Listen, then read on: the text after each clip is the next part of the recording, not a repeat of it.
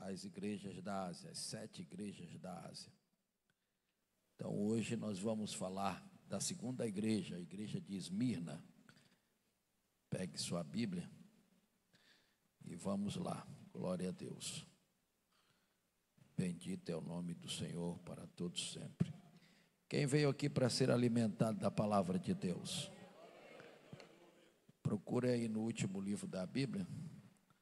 Não demore não encontrar esse livro, porque não é uma tarefa difícil, né? Não adianta procurar lá no Antigo Testamento que não vai achar não. Glória a Deus. Quem achou, dá um glória a Deus bem alto aí. Que bom, aleluia. Capítulo de número 2, versículo de número 8 em diante. Glórias a Deus. Diz assim a palavra: ao anjo da igreja que está em Esmirna, escreve: isso diz o primeiro e o último, o que foi morto e reviveu. Eu sei as tuas obras e tribulação e pobreza, mas tu és rico. E a blasfêmia dos que se dizem judeus e não o são, mas são a sinagoga de Satanás. Nada temas das coisas que hás de padecer. Eis que o diabo lançará algum de vós na prisão, para que sejais tentados, e tereis uma tribulação de 10 dias. Sê fiel até a morte, e dar-te-ei a coroa da vida. Quem tem ouvidos, ouça o que o Espírito diz às igrejas. Ao que vencer, não receberá o dano da segunda morte. Glória a Deus. Senta aí, glorificando o nome do Senhor. Senta aí, exaltando o nome de Deus. Amém. Aleluia. Quem veio aqui adorar Ele? Quem veio aqui exaltar o nome dEle? Quem veio buscar a presença dEle? Quem veio se alimentar da palavra? Quem veio? Só quem veio. Deixa eu ver quem veio. Aleluia. Se você veio, deixa a sua Bíblia aberta. Tem uma palavra profética para você hoje. Aleluia. Aleluia. Amados, da série de preleções sobre as igrejas da Ásia, nós vamos hoje falar de Esmirna. Esmirna é uma igreja que nasce a partir da 3ª viagem missionária de Paulo. Esmirna é uma igreja que está fixada na Ásia Menor. Suas fundações, seus primeiros cristãos, segundo o que se lê da história bíblica dessas 7 igrejas, é Paulo, o apóstolo Paulo, quem a evangeliza, estabelece os primeiros crentes. Mas antes que nós venhamos trazer algumas lições poderosas sobre esta igreja, convém falar um pouco do pano de fundo histórico desta igreja. Chamada a igreja de Esmirna, porque traz o nome, como das outras, naturalmente as outras cartas, traz o nome do lugar aonde a igreja está sendo fixada. Então, Esmirna é uma cidade no arquipélago asiático. Hoje, atualmente, a Turquia, né? Mas naquela época, essa cidade, ela foi fundada pelo Império Grego. Na verdade, Esmirna, para que você entenda, é uma cidade que ela nasce há mais de 160 anos antes da era cristã. E Esmirna, o próprio nome, já tem um significado muito extraordinário, que significa riqueza, que significa mirra, né? Algo vantajoso economicamente falando. E esta cidade cresceu, a cidade de Esmirna cresceu na região da Ásia Menor e se tornou uma potência, à semelhança de Pérgamo, que é uma outra cidade muito oponente, e a semelhança de Éfeso. Na verdade, os historiadores dizem que existiu uma guerra econômica, uma disputa econômica entre essas 3 cidades, a cidade de Éfeso, a cidade de Pérgamo e a cidade de Esmirna. E provavelmente, segundo os historiadores, Esmirna ela é mais oponente do que as demais. É tanto que conta a história que Esmirna tinha uma rua chamada Rua do Ouro. Não que tivesse ouro na rua, mas porque esta rua, as melhores casas que pudesse, bangalôs, mansões que pudesse encontrar na cidade de Esmirna, encontraria nesta rua chamada Rua de Ouro. É também nessa rua, segundo a história, que conta a respeito das cidades asiáticas, no começo da era cristã, é que esta rua existia vários templos. E aí está a historicidade religiosa de Esmirna. Esmirna era uma cidade rica, assim, economicamente falando, e era também uma cidade pagã. O paganismo era muito presente nesta cidade. Nesta rua chamada Rua de Ouro, existia lá um templo suntuoso a deusa pagã Cibele Simpilene. E também tinha lá o Zeus, um outro deus grego, de grande influência na religião grega. Por que eu estou falando isso para os senhores? Porque tem uma parte no texto da revelação do Apocalipse, capítulo 2, especificamente o versículo de número 9, que o Senhor faz uma afirmação da igreja de Esmirna, a chamando de igreja pobre. Isso precisa ser explicado. Então, poderosamente vivia esta cidade. Seus moradores eram de vida financeira alta, de média para alta. A pobreza em Esmirna era muito rara. Existia a indústria, o comércio, era uma localidade marítima. E também tinha uma outra vantagem a cidade de Esmirna. Tanto no verão como no inverno, dava para se viver bem, né? Existia um monte, que boa parte da cidade estava sobre ele, e toda a ventilação que vinha do mar, primeiro tinha que passar em Esmirna, para ir para outras localidades. Então, quem morava na cidade era privilegiado. Quem trabalhava no comércio recebia bem.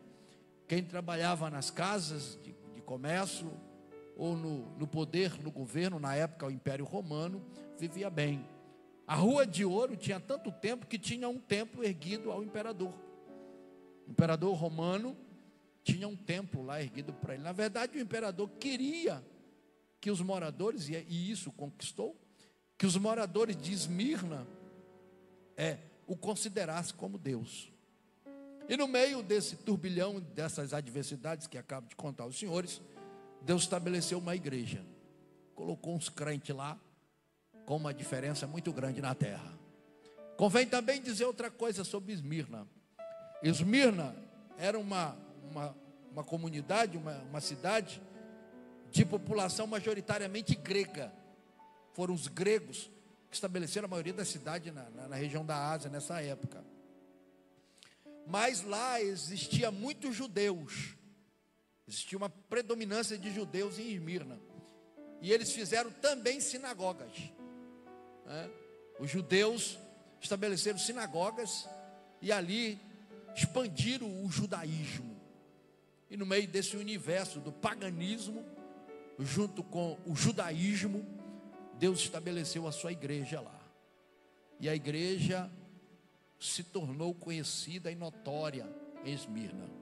Se você for hoje na Turquia, cuja cidade tem a raiz da mesma raiz de Esmirna, mas é Izmir, I-Z-M-I-R, Izmir, a cidade está lá, ainda tem igreja lá até hoje. Aleluia, glória a Deus. Sabe por quê?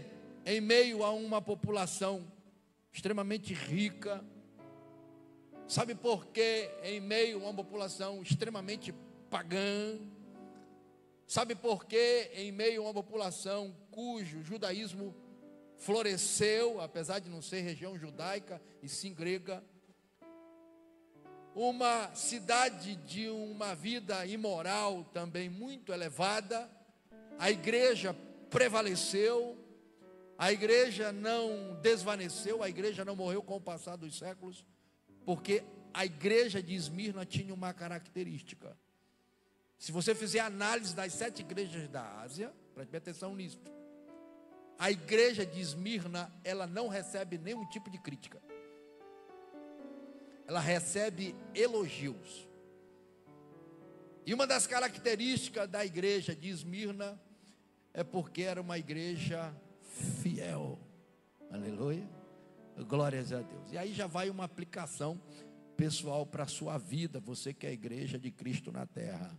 Se você permanecer fiel, o mundo pode até se acabar, mas você permanecerá de pé. Aleluia. Quem pode glorificar o nome do Senhor?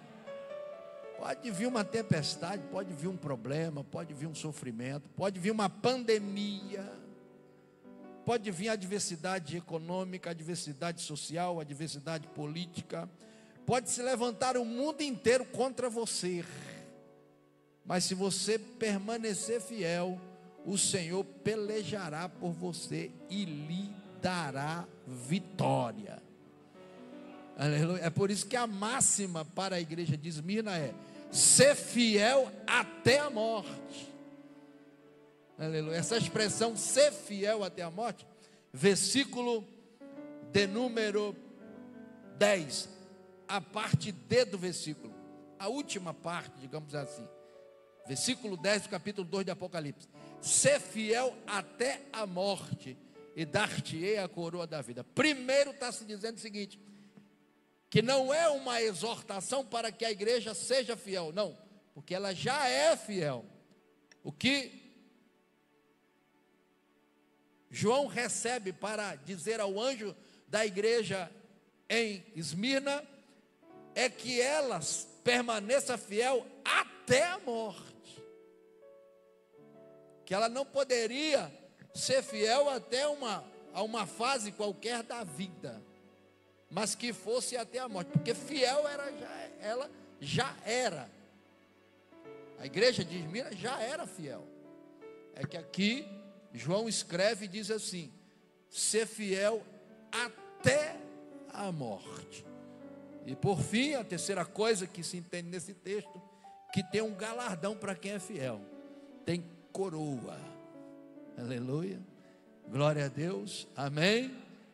Tem coroa.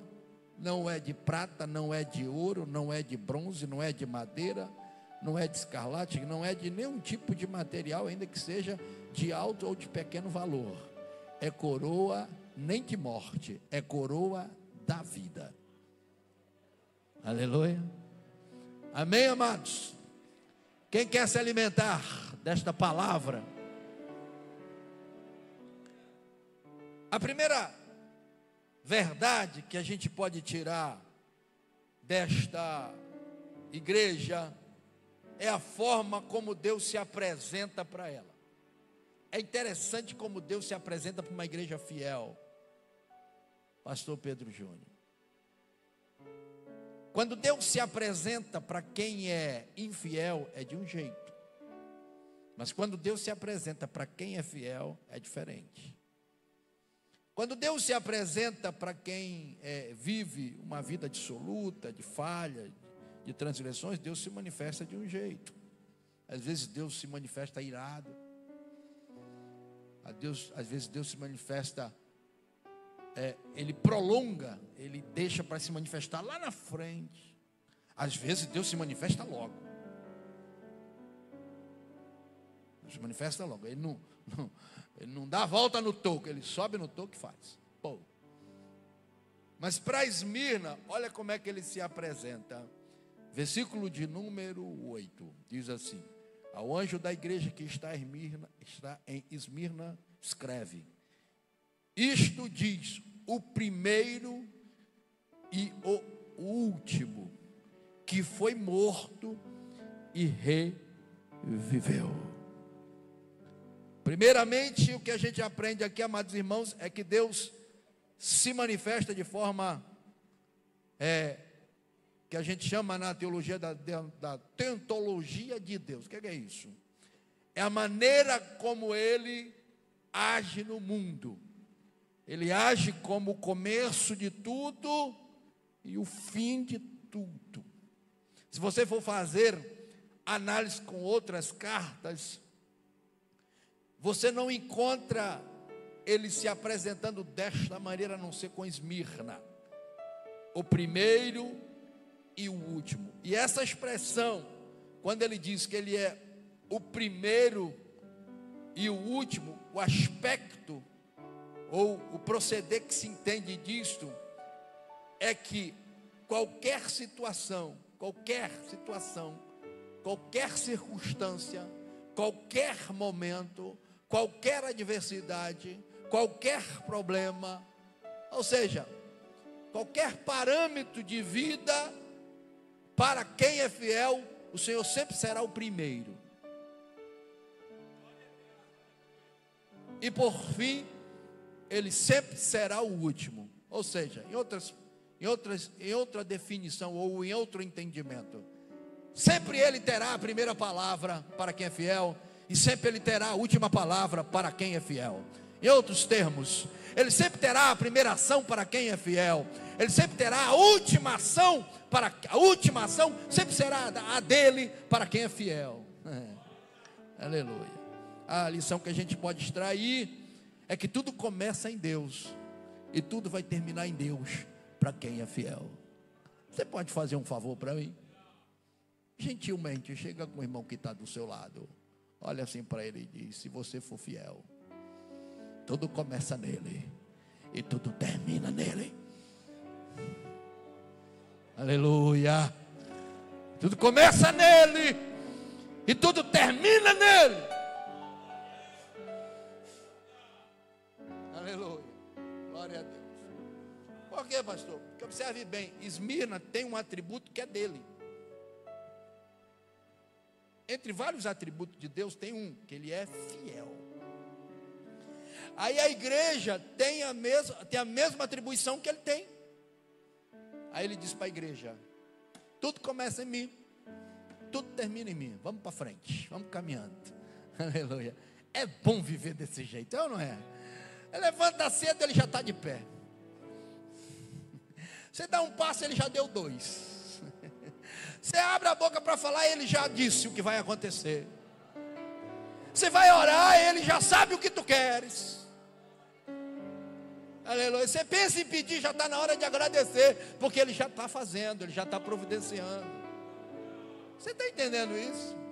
A igreja de Esmirna não levou nenhum puxão de orelha, não levou nenhuma esculhambação, não recebeu nem motivação alguma, não foi exortada. A igreja de Esmirna foi elogiada o tempo todo, porque era uma igreja fiel.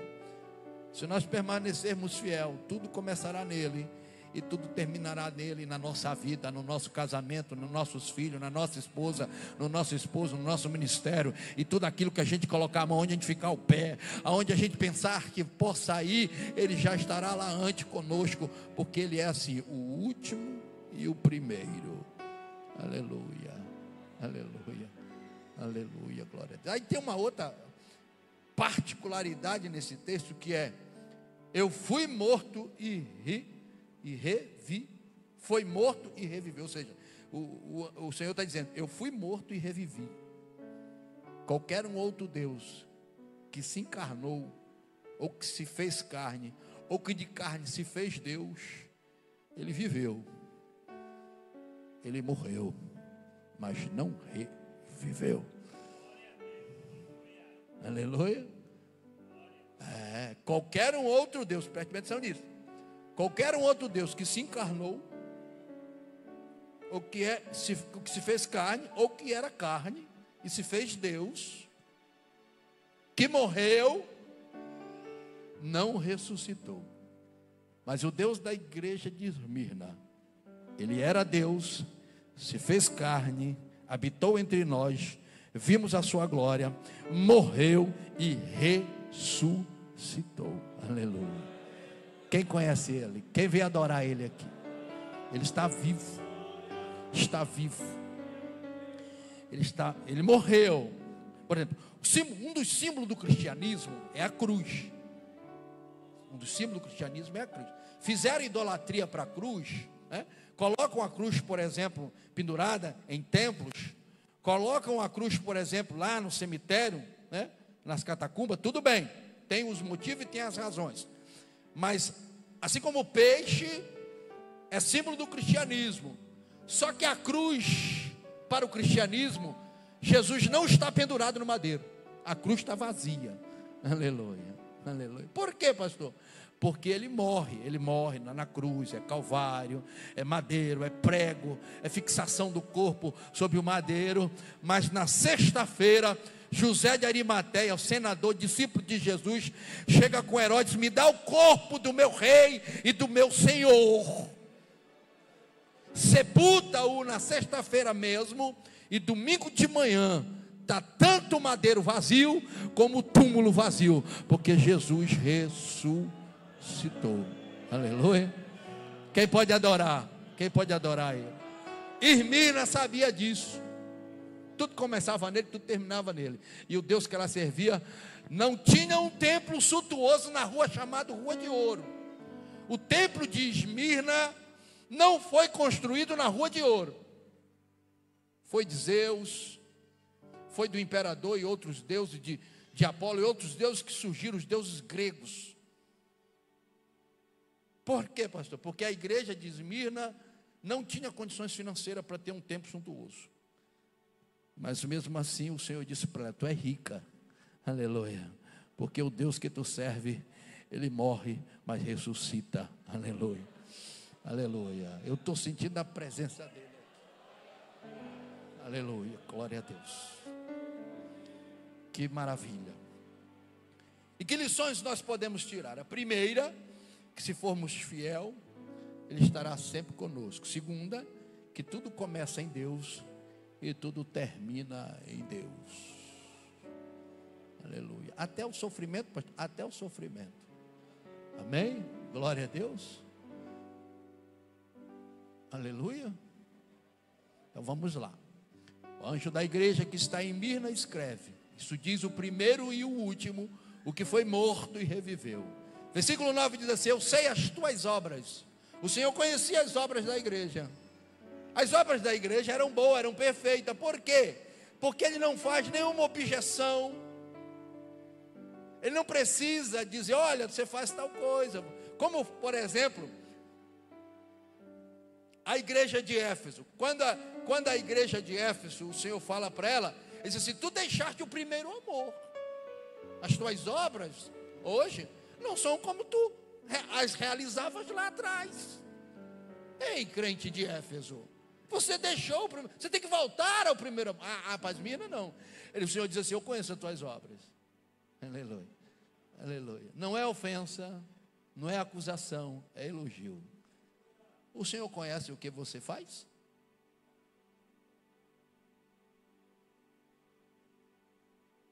O Senhor conhece, por exemplo, o que você faz quando você se arruma na sua casa e vem para a igreja? O Senhor conhece o que você estar diante dos olhos de Deus, o que você faz lá no seu trabalho? Está diante dos olhos de Deus o que você faz lá na escola, na faculdade, lá na sua empresa? Está diante de Deus o que você faz quando ninguém está por perto? Sabe aquela autoridade que não pode saber o que tu estás fazendo, porque se souber, o teu caráter vai lá para a lama? Esposa, esposo, pastor, patrão, pai, mãe, o irmão X9, aquele irmão mais velho que eu vou contar para o papai. Aleluia. O Senhor conhece as nossas obras. Se são obras boas, Ele conhece. Se são obras ruins, Ele também conhece. O Senhor conhece os teus pensamentos. O que você está pensando aí? O que você pensa quando, por exemplo, vem um dia difícil, cedo, amanhece o sol? O problema já está na madrugada. O sol vem depois até. Começou pela madrugada. O sol ainda nem nasceu, você já está vivendo o problema. Deus conhece como é que você age diante dessa adversidade, dessa tentação, deste problema, desta aflição. Deus também observa como você age, por exemplo, numa circunstância que você não pode fazer, porque o princípio bíblico não recomenda, mas todo mundo está fazendo, então você diz: eu vou fazer também.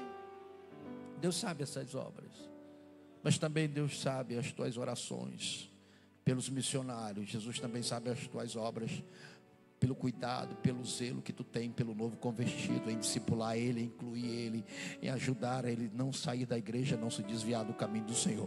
O Senhor também sabe os dias que tu entrega a literatura, o Senhor também sabe o dia que tu estás orando, o Senhor sabe o dia que tu estás em jejum, o Senhor também sabe o dia que você está lendo a palavra, aquele dia de manhã que, em vez de você pegar o celular, você pega a Bíblia para ler a palavra de Deus e primeiro se alimentar. O Senhor está sabendo.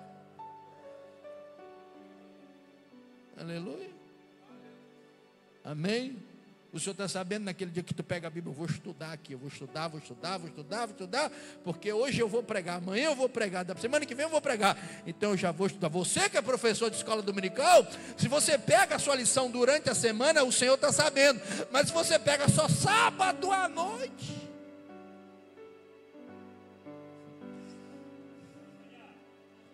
dez minutos para dormir, já é 10h40 da noite. Ele também sabe. Aleluia.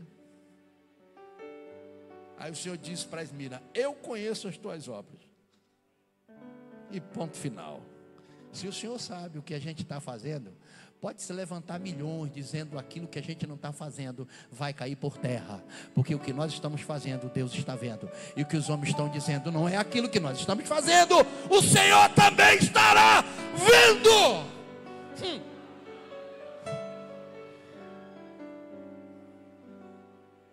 Pastor, mas eu fiz tudo direitinho, tudo certinho, não tinha nenhuma testemunha, e estão dizendo aquilo que eu não fiz, eu estou ficando nervoso. Fica quieto, que Deus está vendo, que você fez tudo direitinho, tudo certinho. Ah, pastor, estão me acusando, estão falando mal de mim, estão dizendo isso, Deus está vendo que você fez tudo direitinho. Pastor, mas está nas redes sociais, virou um escândalo. Eu estou pensando até processar, entrar na justiça, que isso é um desatino à minha pessoa. O teu caráter, Deus vê. A forma como você se comporta, Ele vê.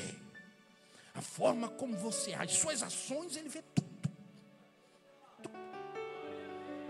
Ainda que a banda toque contrário, tudo isso que você faz está oculto, Ele está vendo.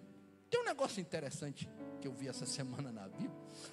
Eu fiz até um comentário aqui com alguns obreiros. Vou fazer agora com toda a igreja. Você sabia que Deus vê tanta coisa em nós, que Ele vê pecado que a gente não vê em nós? É o pecado inconsciente. Você que peca inconsciente, como é que é? Vou te explicar. Nós temos a consciência, amém? E nós temos a inconsciência. Está inerente ao nosso cérebro. Isso é da área da mente humana. É o nosso inconsciente trabalhando. Por exemplo, quando você dorme, geralmente o seu inconsciente age. Ele está agindo. E às vezes você peca. E você, não é o pecado oculto, aquele que você faz escondido, né? Achando que ninguém está vendo, mas Deus está vendo, e você está fazendo, e você sabe que é errado, mas está fazendo de forma oculta, porque se alguém souber, aí fica ruim. Mas como você gosta de dar petisco para Satanás, para o diabo, aí você faz aquele pecado escondido. Não é esse, é do inconsciente. Aí adivinhe, Deus está vendo. Está na Bíblia, pega lá, Salmo 90. Só um parêntese para você entender como Deus vê todas as coisas. Até aquilo que está no teu subconsciente, que tu não sabes, Ele sabe e Ele está vendo. Aleluia. Você não sabe nem o que vai acontecer amanhã, depois da manhã. Ele sabe e Ele está vendo. Aleluia. Quem pode glorificar o nome dEle? Quem pode exaltar o nome dEle? Quem pode receber esta palavra esta noite? Salmo 19, versículo de número 12, pega lá. Salmo 19, põe no telão, filho. Salmo 19, eu falei 90? Não, eu vou ler depois esse. As muitas letras te fazem delirar, está escrito. Primeiro 19. Quem trouxe Bíblia, diga eu. Olha lá, se tu não trouxe a tua Bíblia, tu está perdido. Glória a Deus. O crente vem para o culto e ensina na segunda-feira, não traz a Bíblia. Só tem alguma coisa errada. Vai lá, não põe no telão lá. 19, 12. Aleluia, glória a Deus. Aleluia. Olha essa pergunta que Davi faz. Esse salmo é de Davi, salmo 19. Falando da excelência do primeiro e do último. Falando da excelência do Criador, o primeiro, né? Olha aí, presbítero Abimael. Diz assim o versículo 12. Quem pode entender os próprios erros? Isso aqui é filosofia, né? Davi foi profeta, Davi foi rei, Davi foi sacerdote, e Davi foi salmista também, né? E também filósofo. Filósofo vai por minha conta, o resto está lá na Bíblia. Glória a Deus. Aqui, ó. Quem pode entender os próprios erros? É uma pergunta. Aí ele diz assim: expurga-me, ou seja, me limpa, me purifica, tira de mim,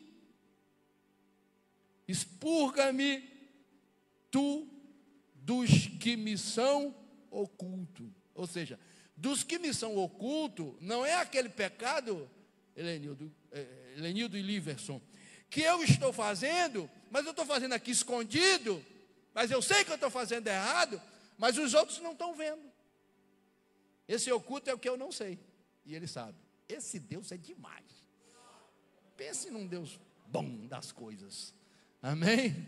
Por isso que ele não está pendurado no madeiro, por isso que ele não é uma filosofia de vida, por isso que ele não é um boneco, por isso que ele não fica assim sentado com as pernas feito um Buda. Não, ele está vivo. Hebreus escreve, autor anônimo meus Hebreus, está à destra do Pai e intercede por nós. Nós não temos nenhum intercessor, nem na terra, nem debaixo da terra, nem em cima do céu, a não ser Jesus, o Senhor. Glória a Deus. Então, aquele pecado que tu nem imagina que é um pecado, ele sabe. Então, quando tu orar, lá vai a cereja do bolo. Quando você orar, você não ora mais assim. A gente costuma orar assim, aí músico, costuma orar assim: Senhor, perdoa os meus pecados por pensamento, palavras e obras. Todos os três são conscientes. Pensamento você pensa, palavra você fala, obra você faz.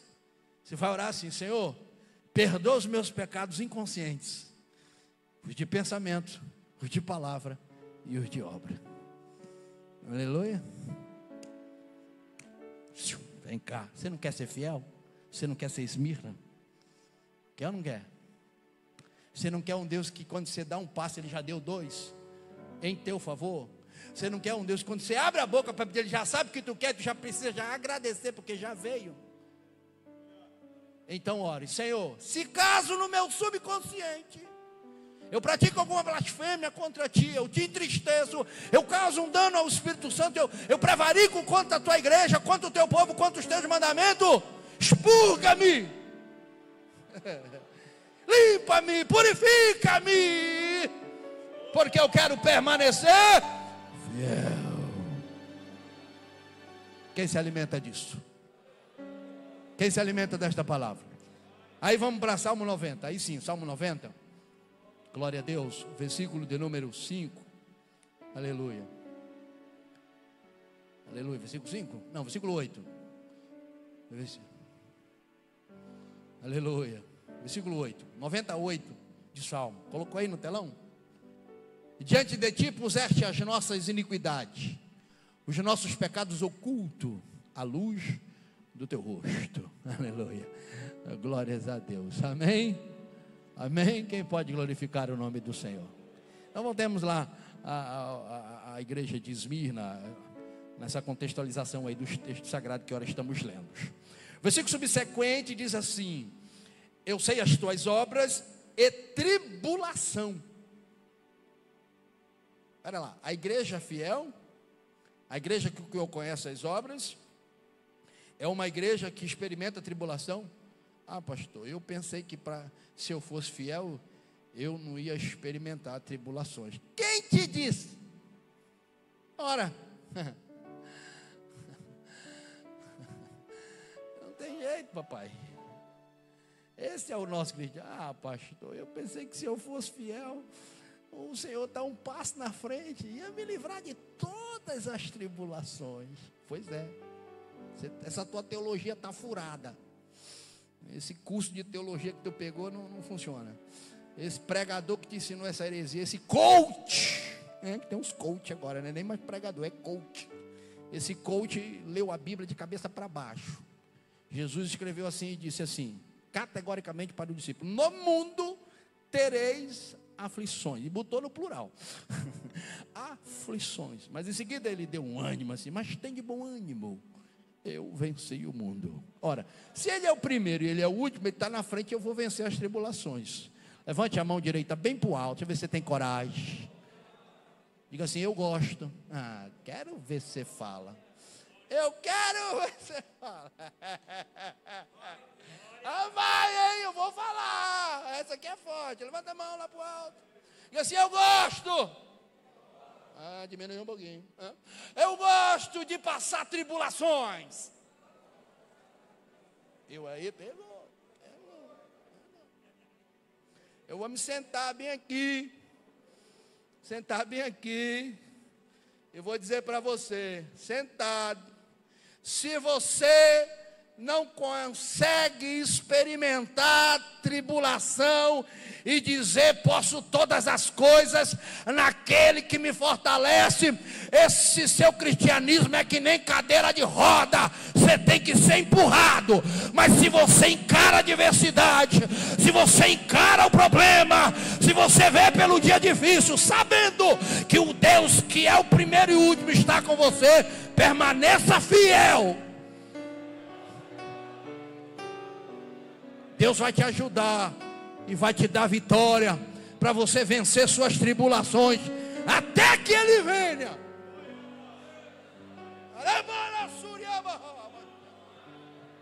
Irmão, o gostoso da tribulação, o gostoso da prova, é o dia da vitória. Pastor, explico. No nosso calendário cristão, meu filho, eu já disse isso umas porção de vezes, só tem 2 dias: o dia da tribulação e o dia da vitória. Se você está passando por tribulação, aguenta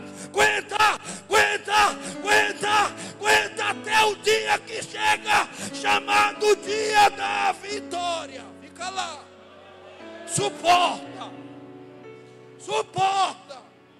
não murmura, não reclama, não xinga, não chuta o balde, não fica vermelho, segura firme.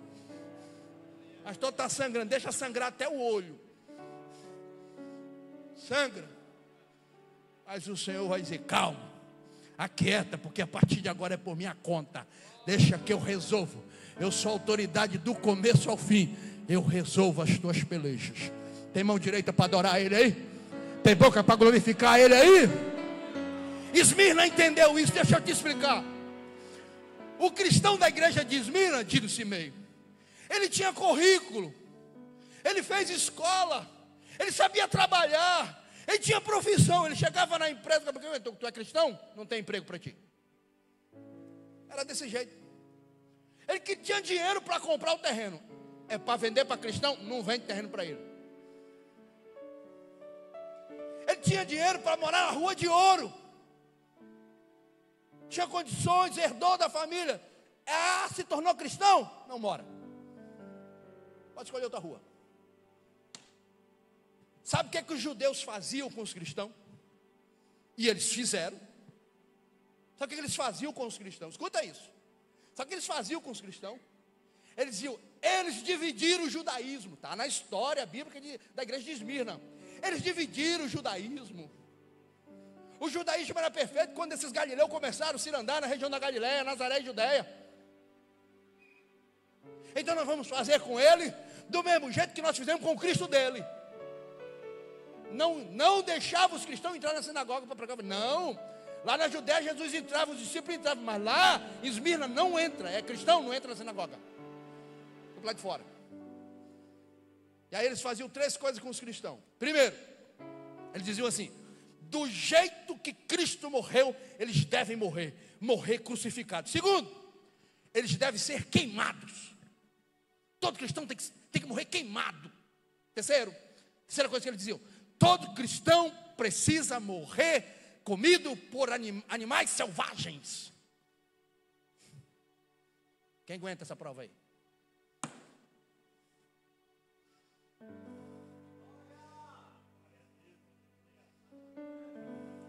É por isso que Deus disse para Esmirna: ser fiel até a morte.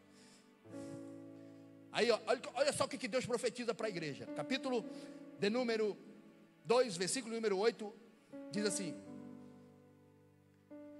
Versículo 10 diz assim: não temas das coisas que há de padecer. Deus revelava tudo para a igreja de Esmirna. Vai acontecer assim, assim, assim, assim, assim. Vai aparecer alguém que vai falar de você assim, assim. Deus revela tudo. Não deixa nada oculto. Olha, vão te perseguir assim, assim, assim. Vão falar de ti assim. Se você não sabe, escuta isso. Escuta bem o que eu estou lhe dizendo, sou pastor seu. Eu vou lhe dar essa sabedoria aqui para você aprender agora. Se você não tem um sonho, se você não tem uma revelação, se Deus não fala com alguém, para alguém falar para ti que algo ruim vai acontecer na sua vida, tem alguma coisa errada com o teu cristianismo.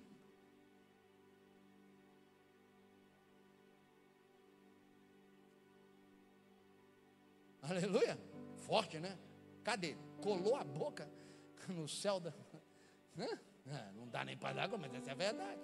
Agora, se Deus revela que vai acontecer uma coisa ruim, se Deus dá um sonho para ti: pastor, eu sonhei com a cobra vindo me morder, passei a noite toda lutando com ela, te prepara que vai ter tribulação, mas Deus vai te dar a vitória.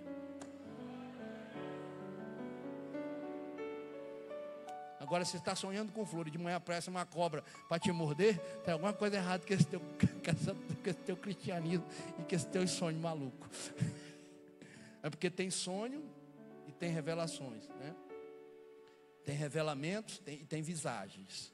E aí vai. Amém? Pesadelo. E aí vai. Olha só o que Deus disse para Esmirna: não temas das coisas que há de padecer. Ou seja, a igreja ia experimentar. Olha mais: eis que o diabo lançará algum de vós na prisão.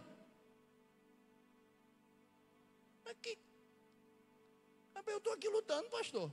Estou aqui pregando, estou aqui fazendo a obra de Deus, e eu ainda vou ser preso. Vai. Por quê? Porque Deus está projetando algo grande para ti. Deus está fazendo um negócio grande para ti que tu não está nem sabendo direito. Preste atenção. Provação e tentação. Escuta isso, grava isso no teu HD aí. Provação e tentação. Para que é a tentação? É para te derrubar e te lançar no chão. Cair na lona e ser uma vergonha. Agora a aprovação é para tu ser aprovado. É para tu levantar a cabeça e triunfar. Eu te pergunto: tu quer estar na lona ou quer triunfar? Quem quer triunfar? Então suporta a tribulação. Suporta os 10 dias de provas que vão vir. Está escrito. E aqui a metáfora é literal. Vai vir prova. A ideia é completude 10 dias. Quem dera que fosse só 10 dias. Tem um teólogo que diz que essa profecia de 10 dias são 10 eras da igreja de Esmirna. Haja tribulação, irmão. Mas deixa eu te contar uma história para tu glorificar o nome do Senhor. João, o velho João, o teólogo que recebeu essa revelação na ilha de Patmos, estava velho. E ele criou um rapazinho chamado... Um historiador chama ele de... Acabei esquecendo o nome do abençoado aqui, mas vou já lembrar. Colocou ele para ser seu discípulo. Colocou ele para ser alguém que pudesse caminhar com ele todos os dias, todas as horas. Um homem que não tinha origem judaica. Um homem que não andou, preste atenção, um homem que não andou com Jesus. Um homem que não experimentou a experiência que teve João, o velho João. Aí ele disse assim: vem para cá, eu vou fazer de ti o meu substituto. eu vou te discipular, eu vou te treinar. Eu vou fazer de ti um homem extraordinário na terra. Eu vou te colocar como pastor da igreja de Esmirna, mas eu vou te treinar primeiro. O nome dele chama-se Policarpo. O velho Policarpo. Desde cedo. Escute aqui. Policarpo, quando aceitou Jesus na igreja de Esmirna, quando ele se tornou um crente, foi intermédio das pregações de Paulo. Paulo some do cenário e ele se encontra com o velho João. E aí Policarpo é treinado a ser pastor. Policarpo não procurou o púlpito. Policarpo não procurou o altar. Policarpo procurou os pés do velho João, o teólogo, para aprender.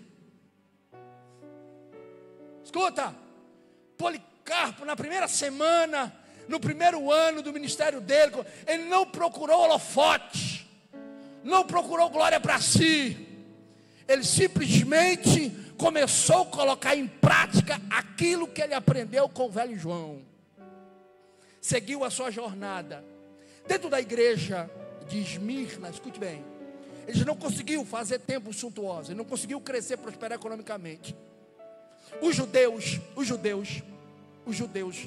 diziam o seguinte: nós vamos crucificá-los um por um. A gente prende, depois a gente crucifica, que nem nós fizemos com Jesus.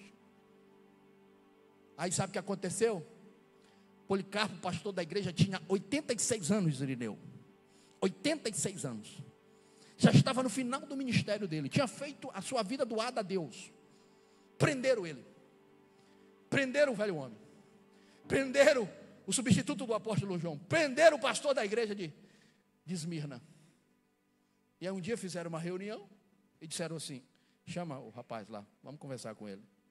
Você quer sua liberdade? E ele ficou em silêncio, ouviu aquela prece e disse assim: se você quiser a sua liberdade, negue o Deus que tu serve, e agora a gente tira você da prisão. Nesse dia eles tinham arquitetado na mesa secreta, na sala secreta, evangelista Valdemir. A gente coloca ele nessa sinuca, ele vai negar porque ele é cristão, eles não negam a Cristo. Depois a gente crucifica ele. A gente faz com esse pastor a mesma coisa que nós fizemos com Cristo.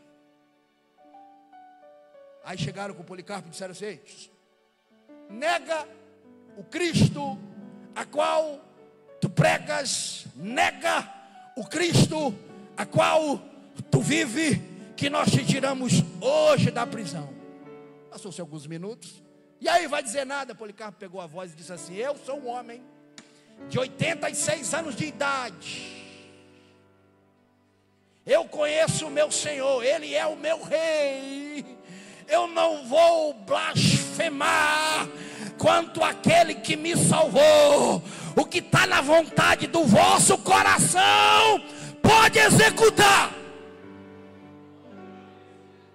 A vontade do coração daqueles camarada que o anjo revela para João era a sinagoga de Satanás, ou seja, era o próprio diabo dentro deles.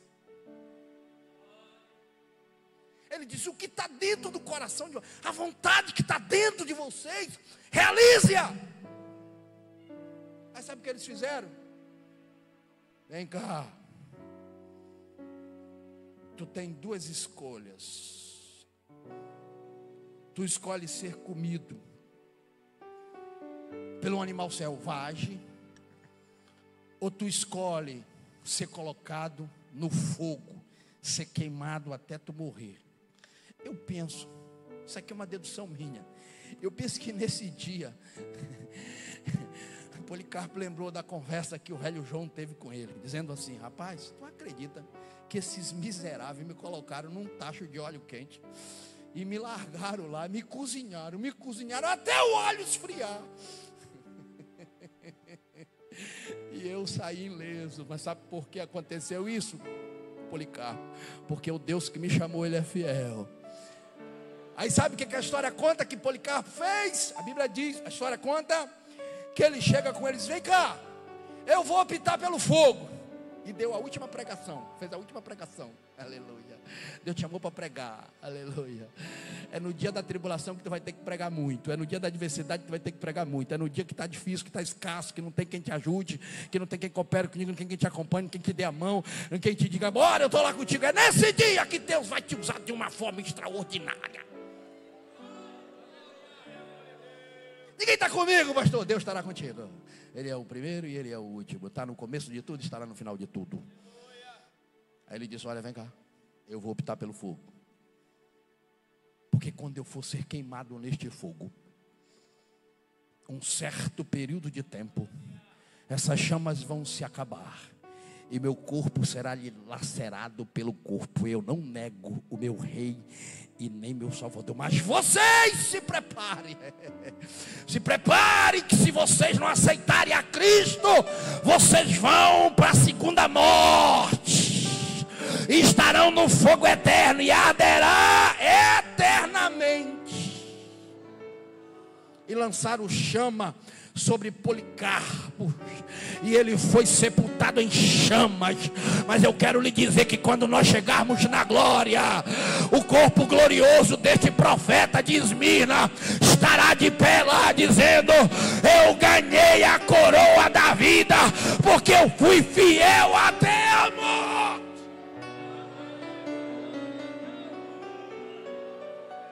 Quem se alimenta desta palavra, veja isto. Veja isto.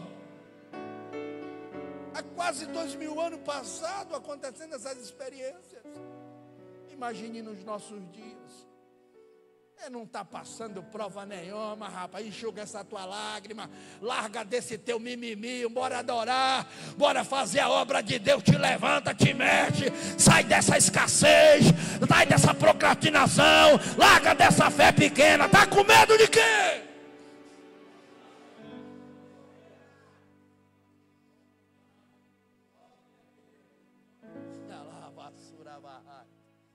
Ainda tem um crente para me ouvir essa noite. Ainda tem um crente para adorar aqui essa noite. Por isso que a mensagem é essa: ser fiel até a morte. Fica firme. Fica firme. Porque dias difíceis nós vamos passar. Mas aquele que foi, aquele que é e aquele que ainda será de ser, ele pelejará por nós e nos dará vitória. Fique de pé.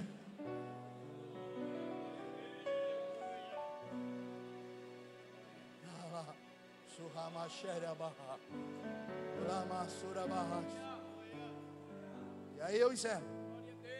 E se tu és pobre? Pobre por quê? Porque não arrumava emprego, porque não conseguiu construir suas casas, porque faltava recurso mesmo econômico. Todo mundo fechava as mãos.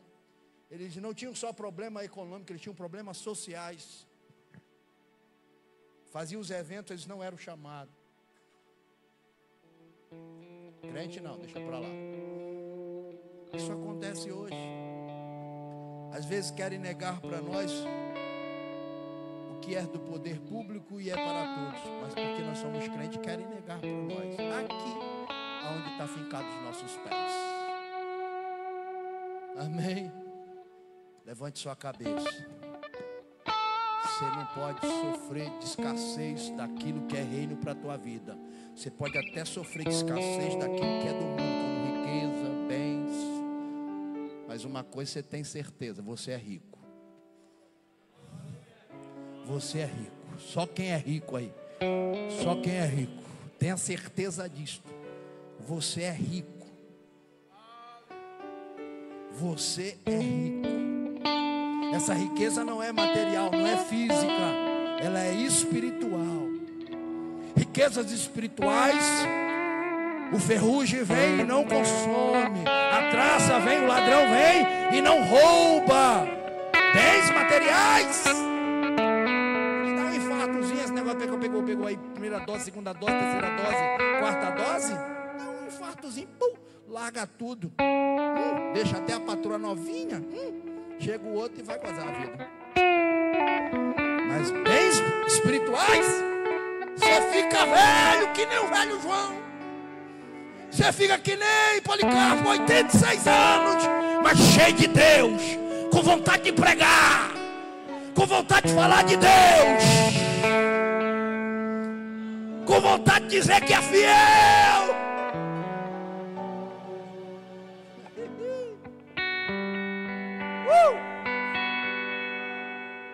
Por quê, pastor? Escuta bem, papai. Todo mundo vai morrer 2 vezes. É verdade.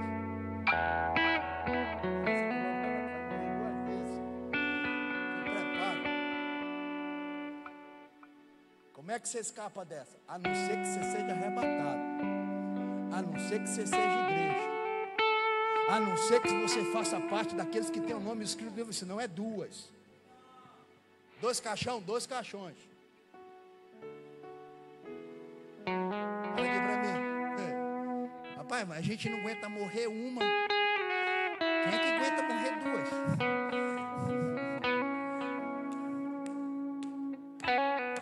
Te coloquei de pé para tu receber isso. Quem conhece a Cristo não morre. Quem tem Cristo, quem é fiel a Cristo não morre. Se morrer, morre uma única vez. Se não morrer, será arrebatado. Quem vai ser arrebatado aí? Quem vai ser arrebatado? Então te prepara. Seja fiel. Agora, se não reconhecer a salvação por Jesus Cristo, se não for fiel a Cristo, morre em 2. Primeiro, a morte física. E segundo, a morte eterna. O último versículo diz assim: o que vencer não receberá o dano da segunda morte. Aleluia. Então tem a primeira e tem a segunda. Pergunte para o irmão que está do teu lado. Mas olha na peteca do olho dele com raiva, praticamente com raiva. Diga para ele, pergunte para ele: tu quer morrer quantas vezes? Não olha sério. Não olha rindo, não olha sério. Tu quer morrer quantas vezes?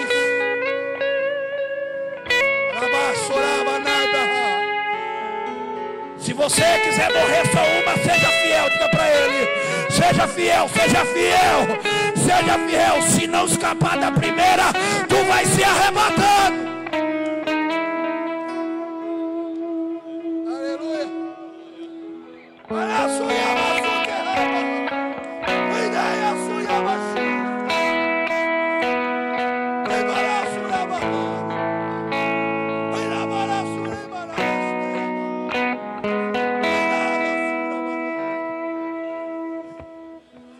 Nós somos a geração que vai ser arrebatada. Nós somos o povo comprado, lavado no sangue do Cordeiro. Nós somos a igreja fiel. Ei, açuia, seteia na baga, onagasura baixo tequebia na barra. Nós somos a igreja que será tomada da terra e habitaremos na glória com Cristo. Se prepara, Jesus está voltando.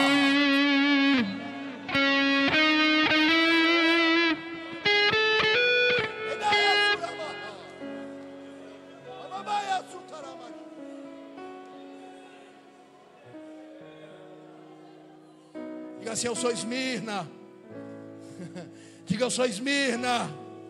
Eu vou profetizar então, que tu não tem força para dizer isso. Você é rico. Você é rua de ouro. Você é pedra preciosa. Você é mirra. Você é riqueza. Você é bênção de Deus na terra. Então te prepara para florescer na terra.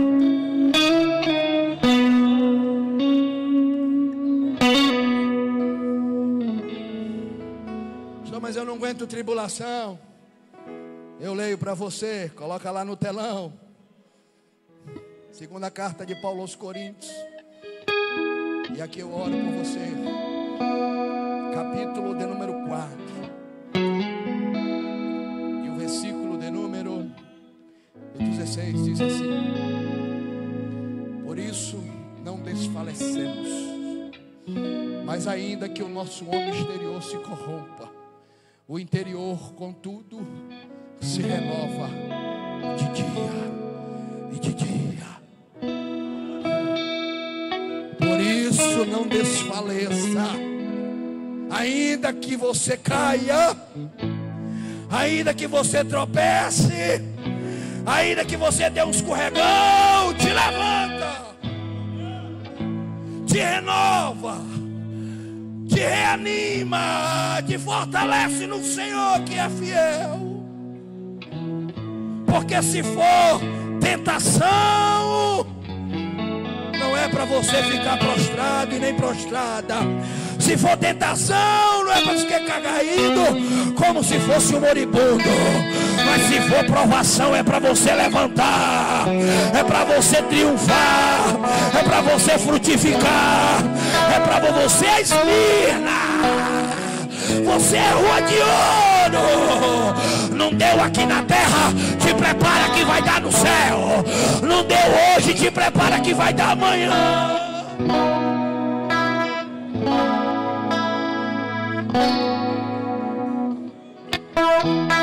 Porque a nossa leve e momentânea tribulação produz para nós o peso eterno de glória muito excelente, muito excelente. Não atentemos nós nas coisas que se veem, mas que não se veem, porque as coisas que se veem são temporais, são terrenas, são provisórias. As que não veem são eternas. Te prepara para ter visões, te prepara para vislumbrar o invisível, te prepara para ir mais adiante. Levanta a tua mão, te prepara para receber mais, te prepara para ir mais adiante, até que ele venha, até que ele venha, até que ele venha, até que ele venha. Te atenta para isto, assim diz o Senhor.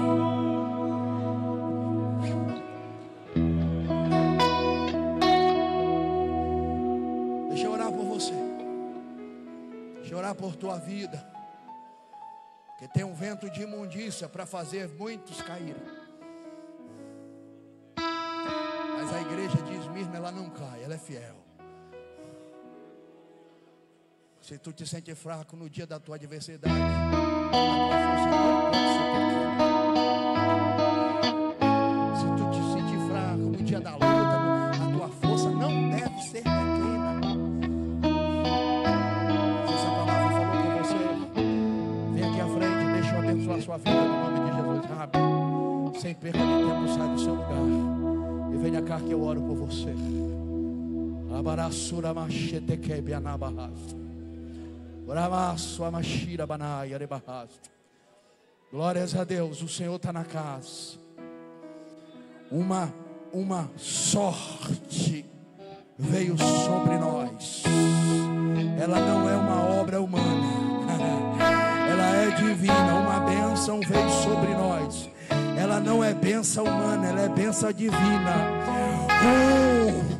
Um mover, um prover de Deus não foi de um Deus humano, não foi de um Deus terreno, foi do nosso Deus. Uma constelação de vitória para a tua casa, para o teu ministério, para a tua família. Não vem de mão de homem, assim diz o Senhor. Vem da mão do Todo-Poderoso. Recebe isso agora, no nome de Jesus.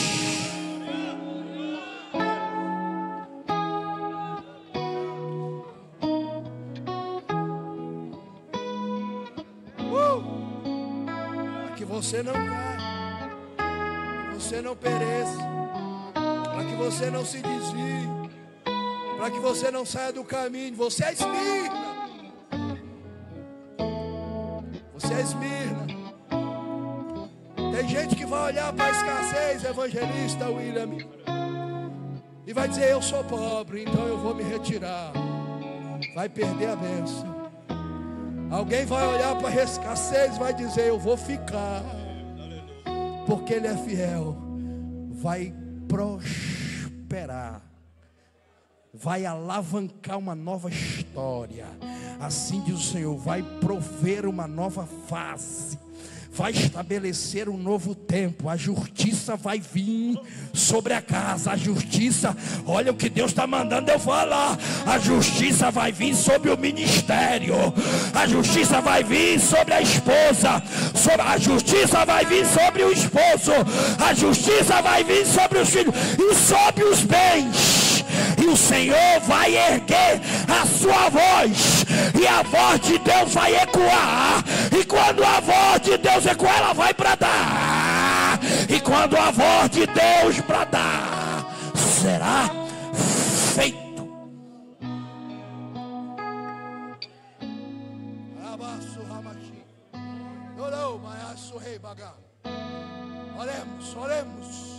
Oremos a Ele. Supliquemos a Ele, ore a Ele, ore a Ele, ore a Ele. Supliquemos a Ele neste momento. Senhor Deus, Pai que está no céu, nós te louvamos por esta palavra maravilhosa.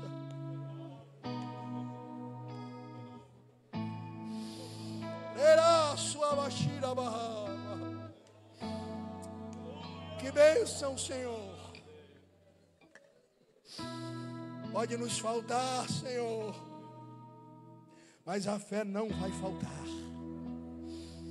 Pode ter, Senhor, aquilo que não gostaria de ter, mas a fé não vai faltar. Senhor, faça isto conhecido ao coração desta mulher e deste homem que está aqui, neste santuário, sobre este teto, debaixo da tua mão poderosa, onde houver um crente, homem ou mulher, aonde houver um servo teu ou uma serva tua, Senhor, tem misericórdia, age com provisão e com providência, faz-nos avançar, faz-nos manter fiel, faz-nos frutificar, faz-nos alcançar essas lições da igreja de Esmirna, e ainda que tivermos que passar por provações, nos aprova para alcançarmos a estatura de varão perfeito, ainda que pudermos, ainda que não pudermos, melhor dizendo, ó Pai, viver a plenitude desses dias e viermos a cair, levanta no nome de Jesus, te coloca de pé novamente, assim diz o Senhor. Ainda que tu te aches fraco, ainda que tu te aches fraco, incapaz, o Senhor manda te dizer, te levanta, caminha, que a jornada ainda é longa. No nome de Jesus faz isso, no nome de Jesus faz isso, no nome de Jesus opera.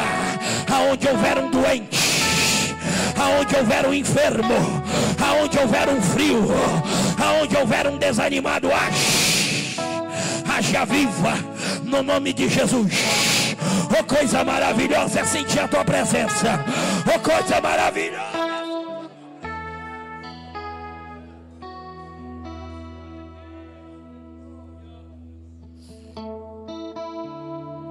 No nome de Jesus, Senhor, fortalece a fé de cada crente esta noite, e que a tua glória permaneça neste lugar. No nome de Jesus, amém. Glórias a Deus. Glórias a Deus. Volte para o seu lugar adorando a Deus. Uma música aí, meu filho. Volte para o seu lugar bendizendo o nome do Senhor.